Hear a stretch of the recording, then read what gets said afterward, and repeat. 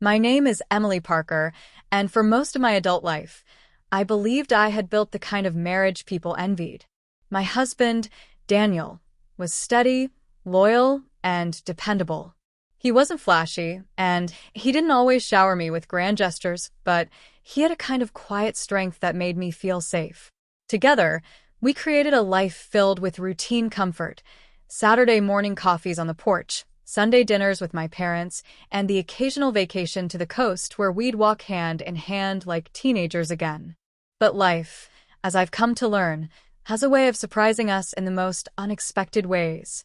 Sometimes it takes just one night to unravel what you thought you knew, to shake the very foundation of the trust you've built. And for me, that night began innocently, with a simple gathering at our house involving Daniel's best friend, Michael. Michael had been in Daniel's life long before I entered the picture. They'd grown up together in Ohio, sharing everything from childhood adventures to the challenges of college life. By the time I met Daniel, Michael was practically family. He was a frequent guest at our home, the kind of man who could make a room come alive with his energy. Where Daniel was calm and quiet, Michael was outgoing and bold. The contrast between them always made me wonder how their friendship worked so well, but somehow it did.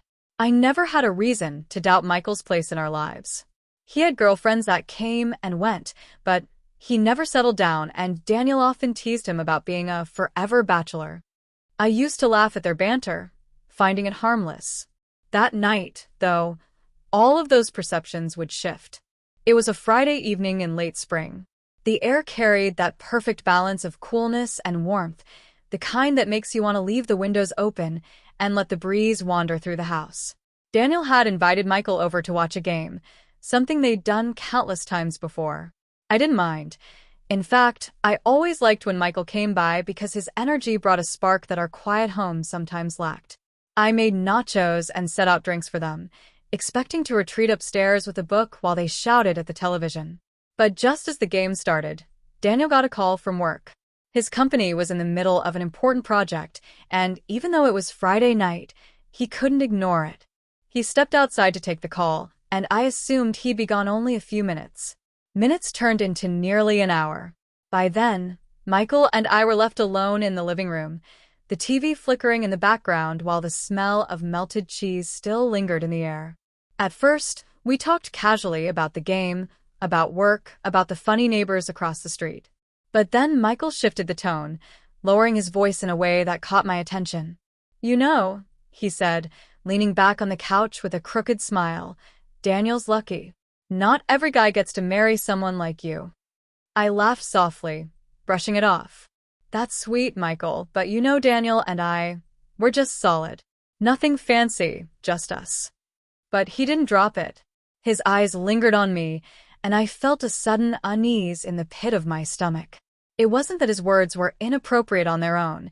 It was the way he said them, the way his gaze didn't drift back to the TV like it normally would. "Seriously, Emily," he continued, "you've always been more than just Daniel's wife to me. You're different. You light up a room." My smile faltered. A part of me wanted to chalk it up to him being overly complimentary after a couple of beers, but another part of me recognized something else, something intentional. I shifted in my seat, trying to keep the conversation light. "You've had too much to drink, Michael." But he shook his head, leaning forward now, his expression more serious than I'd ever seen it. "No, I mean it. I've been holding this in for years, but tonight, I just can't." My heartbeat quickened. I glanced toward the window where Daniel was still pacing outside, phone pressed to his ear, completely unaware of what was happening inside. And that's when Michael said it, the words that would alter everything. "I've always wanted you, Emily." The room seemed to shrink around me.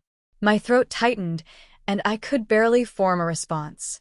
Never in my wildest dreams had I imagined Michael would cross that line. He was Daniel's best friend.